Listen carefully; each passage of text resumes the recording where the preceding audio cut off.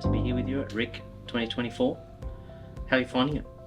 Oh, we're so excited. We just finished our first half of the first day, and the audience was powerful. Our team was even more powerful at the beginning of the event, and it just lit up the room. So it's been very exciting. I noted at the beginning of the conversation today you talked a little bit about the investment in the leadership team. So what really prompted you to kick this off? Yeah, absolutely. Look, we've grown tremendously over the past 15 years, and we've levered our customer relationships, our past professional experience relationships. And the one thing we really haven't done is invest in our leadership team. In fact, until the middle of 2023, we've never put a penny into our leadership team, other than, of course, the money we spend time and effort in working with them. But having an outside team come in, understand our challenges, craft a custom program, I mean, that is super exciting. It's created a wealth of opportunities that we would never have been able to create on our own. What does success look like for you?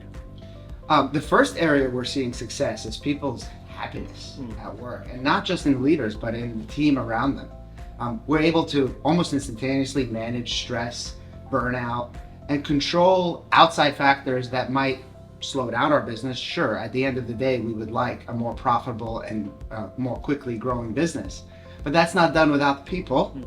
And people who are stressed and burned out will never be able to achieve the goals that they set out to do. And so one of the most immediate impacts has been seeing everybody's balance of not just work-life, but work-work relationships shift into a much more positive arena. And it's really a macro problem that we're dealing with. We recognize that Royal is not the exception to the rule, that the world is dealing with a staffing challenge at all levels of the organization, including with me, to be clear. I'm benefiting perhaps the most and the earliest from this program than anybody else. And so, I noted earlier this morning we went around and we had some testimonials, I guess, from some of the people about what they're working on.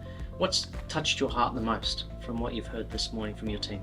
Yeah, look, I mean, it's really early in the program to be in it, 8 months or 9 months into the program. And so even to challenge our leaders or our most thought-provoking leaders to stand up in front of an audience of 100 plus customer staff and internal team that didn't even perhaps really appreciate what we were going through, stand up and to make their journey, put their journey into an eloquent sentence and pronounce it to an audience. Not only did it come out confidently, but in fact, the words that they put on paper are not even the words that they read. They turned it into their own mission. And yeah, certainly going into it, there was a lot of stress, including for me, about talking about these objectives.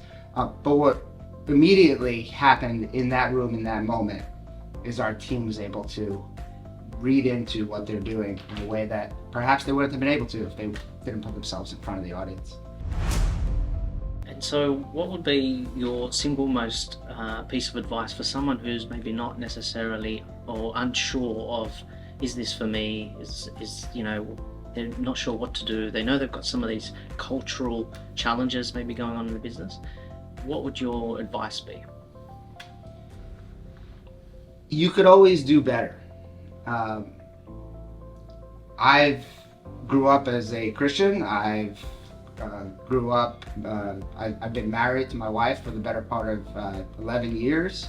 I have 4 young kids, and I can't even count on my hands how many times that I wasn't a dad or a husband or a good kid to my parents growing up.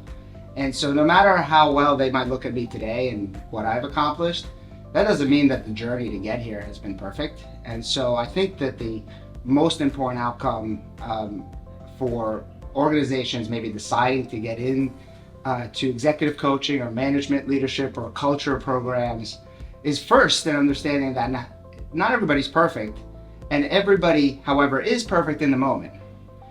When you step out of that moment and you're able to, self-assess or assess the potential opportunities ahead, you realize that perfection is most importantly looked at from the eyes of the future and not the present. Brilliant. Awesome. Thanks so much, Ben. Thank Appreciate you. it. Thank you.